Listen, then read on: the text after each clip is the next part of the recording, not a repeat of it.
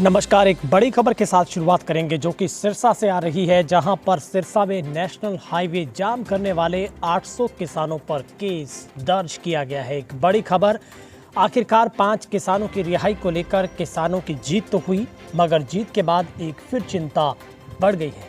दरअसल क्या ये माना जाए, हरियाणा में सरकार किसान आंदोलन को केस वापसी की ओर ले जाना चाहती है, क्योंकि अब किसानों को 3 कृषि कानूनों को रद्द करवाने के लिए ही नहीं बल्कि अपने गिरफ्तार किए गए किसानों की रिहाई के लिए प्रदर्शन करने पड़ रहे हैं।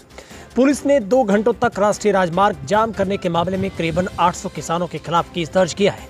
किसानों के खिलाफ ये केस जिला के बड़ागुड़ा, सदर डबवाली, सिविल थाना डबवाली, सिरसा व डिंग पुलिस थाना में दर्ज किए गए हैं। पुलिस के मुताबिक रोड जाम के दौरान लोगों को तकलीफ हुई। उल्लेखनीय है कि 21 जुलाई को किसान नेताओं ने देशद्रोह जैसी संगीन धाराओं के तहत गिरफ्तार किए गए 5 साथियों की रिहाई की मांग को लेकर जिला के भावदीन, खुया, अमरकाना टोल प्लाजा के अलावा पंजवाना के नजदीक प्रातः 10 से 12 बजे तक राष्ट्रीय राजमार्ग को 2 घंटों के लिए जाम किया था।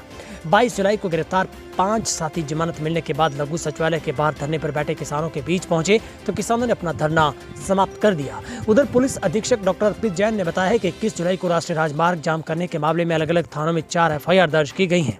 पुलिस ने इस संबंध में हाईवे जाम करने के मामले में शामिल किसानों के खिलाफ 4 अलग अलग थानों में विभिन्न धाराओं के तहत केस दर्ज किए हैं।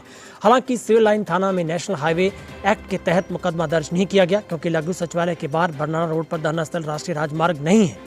पुलिस प्रवक्ता के मुताबिक सिविल लाइन थाना पुलिस ने 300 से 400, डबवाली सदर थाना में 100 से 125, डिंग थाना में 150, बड़ागुड़ा थाना में 250 किसानों के खिलाफ केस दर्ज किए गए हैं। अभी तक चारों FIR में कोई भी नामजद नहीं है।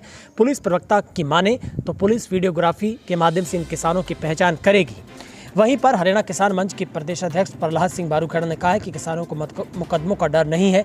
पुलिस ने सरकार के दबाव में किसानों को डराने व दबाने झुकाने की कोशिश की है और मुकदमे दर्ज किए हैं, लेकिन किसानों का आंदोलन अब भी बेझिझक जारी है। उन्होंने साथ ही कहा कि अगर किसी भी किसान की गिरफ्तारी हुई तो फिर सभी थानों का घेराव किया जाएगा।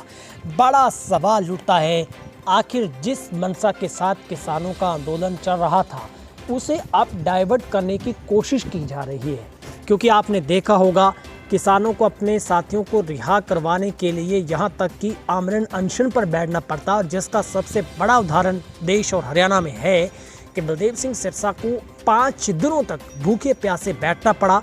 उनका लगातार स्वास्थ्य जांचा गया था, उनके सेहत में बड़ी गिरावट आई, हॉस्पिटल भी उनको ले जाना पड़ा, और आखिरकार ये कोर्ट ने माना कि जो एक संगीन धारा देशद्रोह की है वो बड़ी सस्पेक्टेबल है, वो डाउटफुल है। उसको हटाते हुए जमानत पर उन किसानों को रिहा किया गया।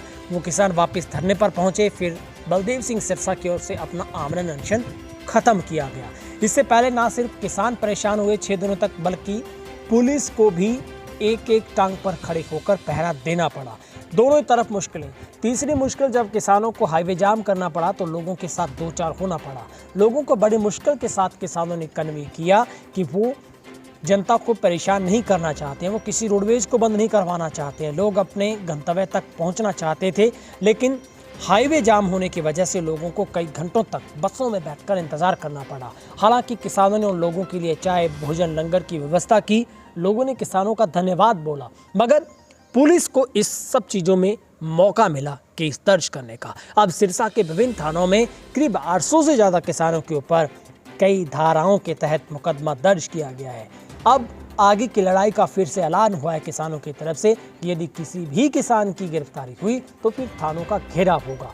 इसमें सबसे बड़ी बात यह भी है कि किसी किसान को नामजद नहीं किया गया। पुलिस भी इस बात को जानती है कि अगर नाम पर मसला आता है तो फिर मसले बढ़ जाते हैं, लेकिन कानून अगर कहीं भी टूटा है तो फिर पुलिस उसके लिए पहरा दे रही है। अब देखना होगा क्या 800 किसानों की इस केस में कोई गिरफ्तारी होगी या फिर पुलिस इसे भी क्लोजर रिपोर्ट बनाकर बंद करेगी, क्योंकि जिस तरीके से CM का विरोध हुआ था कल, CM के विरोध में जिन किसानों पर केस दर्ज हुआ था उनकी क्लोजर रिपोर्ट कोर्ट में पहुंची और उस केस को बंद कर दिया गया। तो एक बड़ी खबर आपको बता रहे हैं सिरसा से, जहां पर सैकड़ों किसानों के खिलाफ मामला दर्ज किया गया है। ब्यूरो रिपोर्ट, तेज हरियाणा, सिरसा।